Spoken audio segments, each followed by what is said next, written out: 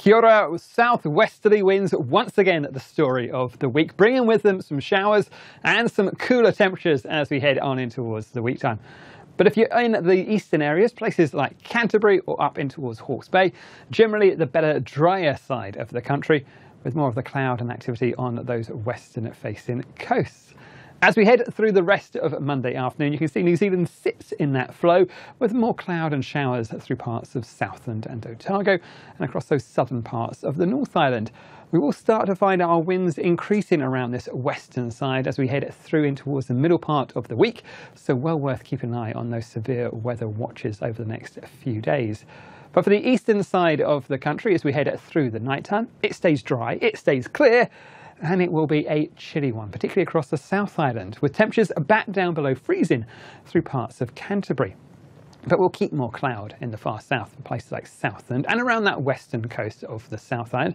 And on the North Island, it's a similar story, with more cloud on those areas which will extend down towards the south and the west, so parts of Northland, Auckland, down towards as far south as Taranaki, while places like Wellington, around the corner up in towards Wairarapa, Hawke's Bay and Gisborne, looking pretty dry and pretty clear.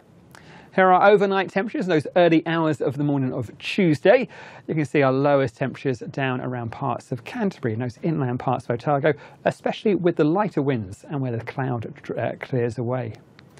Looking ahead into Tuesday, you can see we're still in that southwesterly feed of air. This next band of wet weather runs up that western side of the country and brings a longer spell of rain through parts of Northland, Auckland, down towards Waikato and Waitomo as we head in towards the afternoon and evening. More clouds spills across in towards the Bay of Plenty and across on towards that eastern side of the North Island. For places like Wellington and southern Wairarapa, not a bad looking day. For the South Island, once again, it's that east-west split, with the best of the sunshine and the clearer skies on these eastern coasts and up towards the likes of, say, Nelson as well. While on the west coast and down the south, we'll have more cloud and some showers. And by the end of the day here as well, we'll find rainfall pushing in towards Fiordland, some stronger winds and turning into snow about the tops of, say, the Milford Road as we head through the night there.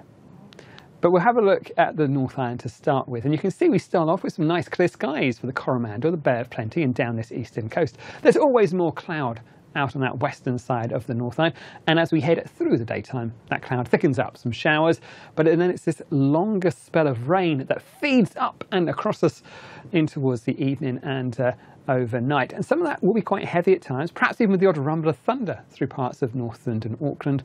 But I think it is going to be a wetter end to the day and a bit more of a blustery, windy, southwesterly one as well. Down towards Wellington and Wairarapa, and up in towards that eastern coast, generally a pretty decent looking day. Staying dry throughout, more cloud though up in towards those areas in the north as we head in towards the afternoon and evening. In terms of our temperatures, after a cool start of about 5 degrees Celsius, we'll find the central areas picking up to around about 12 or 13 degrees Celsius. But I think up towards Auckland, 16 degrees Celsius. Not a bad looking day there. And temperatures down towards Wellington, 13 degrees Celsius. For the South Island, it is that east-west split, a cold, frosty start for many people in Canterbury. But you can see there's always more cloud through Buller down towards Western. But I think those southern areas should improve for a time in the morning. But you can see we'll keep hold of a few showers up in the far north there, and we'll still find them showers skirting along the Southland coast. By the end of the day, that cloud thickens up fairly substantially, and we'll find rainfall pushing on towards Fiordland, spilling across in towards Southland and into Westland as well. Some heavier falls perhaps pushing through in towards Fiordland, and I think with that combination of that cold air coming back towards us, we could find some snow for about the very higher parts of Fiordland, perhaps enough to bring some snow down towards the Milford Road, so worth keeping an eye on that and something to watch out for if you're planning your longer journeys over the next few days.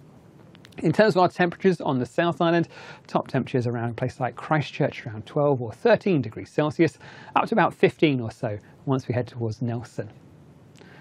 As we head through to Wednesday, we continue with that general southwesterly feed of air. You can see by these orange arrows, those winds are set to really intensify around this western coast. It could be quite a blustery day, a strengthening wind story for places like Auckland and Northland and around that western coast. You can see a fair number of showers and spells of rain running across us as well as the system just swings through.